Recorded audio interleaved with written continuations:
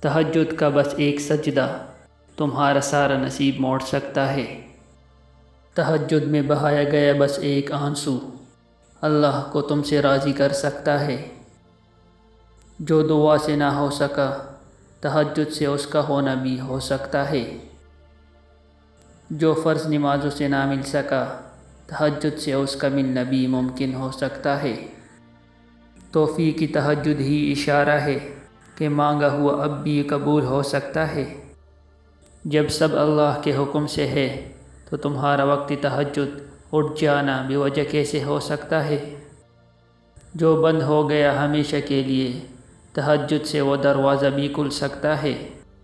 ڈرو نہیں، تہجد کے ان اندھیروں میں ہی تمہارے لیے معجزہ چھپا ہو سکتا ہے۔ تم تو لاڈلے ہو اس کے، اور لاڈلے کی فرمائش پر تو وہ کن بھی وار سکتا ہے۔